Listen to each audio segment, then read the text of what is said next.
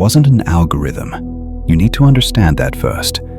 The images and sounds you were shown, the cryptic numbers that appeared in your recommendations, that was a signal, a tuning fork resonating with something already inside of you. You were chosen because you are one of the few who senses that the reality we see is just a fraction of the whole story, a beautiful, hypnotic, but fragmented echo. For months, you've been collecting those echoes, feeling their power without understanding the source.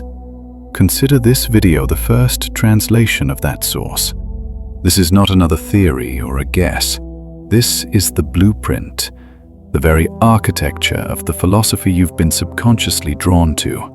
What you are about to see is the key that elevates you from a mere spectator of the mystery to an active participant in its unfolding.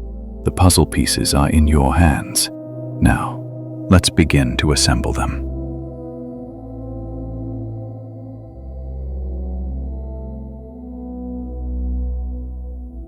Think about any creation story you've ever heard. It is always based on some form of demarcation. It's an attempt to sketch out that razor-thin boundary between what is and what isn't yet. But maybe we've spent too much time staring at the boundary itself, its shape, its direction, and forgotten to ask a more fundamental question. What lies on the other side of that first gesture? What was there before the first word broke the silence, before potential decided to become actual? Every story of creation, if you look closely, has a blurry edge, a margin that seems to slip through your fingers. And right there, in that hazy, undefined space, is where the unmanifest lives. So, what is this unmanifest thing, exactly? Let's be clear, it's not just nothing, and it's not chaos, at least not in the sense of a messy, primordial soup waiting to be put in order. It is something subtler and yet denser. It is everything that could be, but is not yet chosen to be. Imagine it as a block of uncut marble that contains every possible sculpture at once.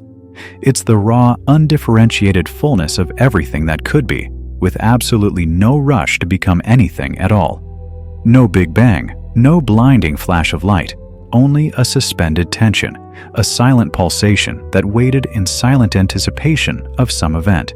And then the wait was over, and something finally happened. We don't really have a word for it. We aren't even sure whether to call it an event, a movement, a passage. The creation myths always attempt to recount this point of emergence, this fragile and potent node where the unmanifest begins to yield, to bend, to let itself be crossed by form.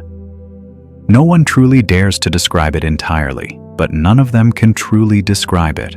They hint at it with metaphors, a primordial sound, a breath that isn't yet a word, an abyss opening up between the waters. But there's always a gap in the story, a blind spot where words fail and logic has to turn back. Take the Nasadiya Sukta, one of the oldest Vedic hymns. It does not tell of a beginning, but of uncertainty. Who can truly know how it all began? Perhaps not even the highest God knows. Here, creation is not an act, but an eternal doubt, a question that has no answer, or perhaps needs none. The unmanifest leans forward but remains in the background, never fully stepping aside. This leads to a mind-bending idea. What if the point of emergence wasn't an act of creation, but a collapse, a narrowing of possibility? The unmanifest, with all its dense potential, contracts, limits itself, chooses one form among countless others. And in this act of choosing, in this self-limitation, it manifests. It loses something of itself, the infinite, to gain being. This sacrifice, this letting go of endless possibility, is the true secret of creation. Every myth and philosophy that dares to ask why there is something rather than nothing eventually stumbles upon this paradox. The question that, in its time, troubled philosophers like Leibniz and Heidegger as much as it did the authors of ancient myths. That is, not those who tried to understand what the source of being was, but those who tried to comprehend the condition that makes being possible.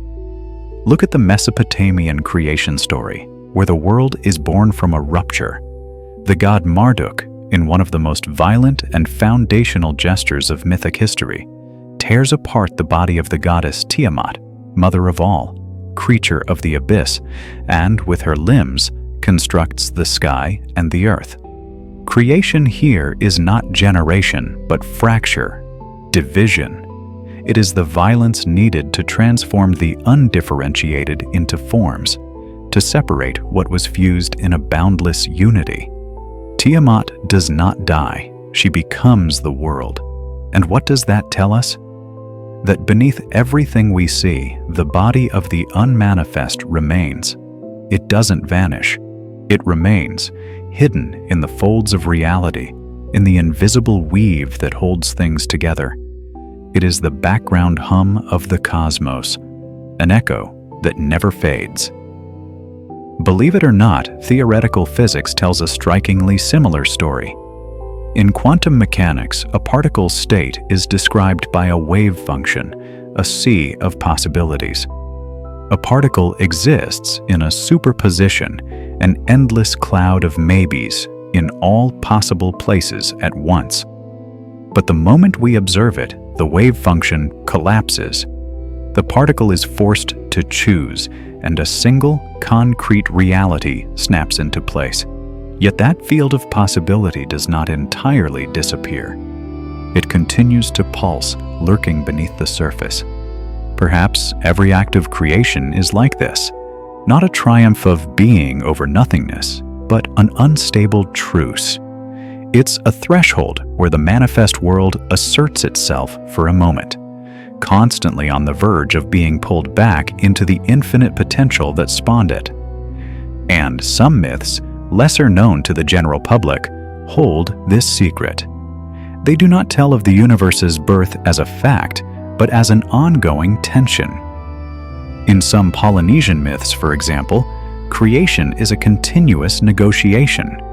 The sky and the earth separate, but only just enough to make room for life to breathe. But at the same time, they were always connected, always in dialogue. The point of emergence, then, has never been a past moment relegated to the origin of time. It is an ever-open threshold, a process renewed at every instant, in every form that comes to life, in every thought that arises.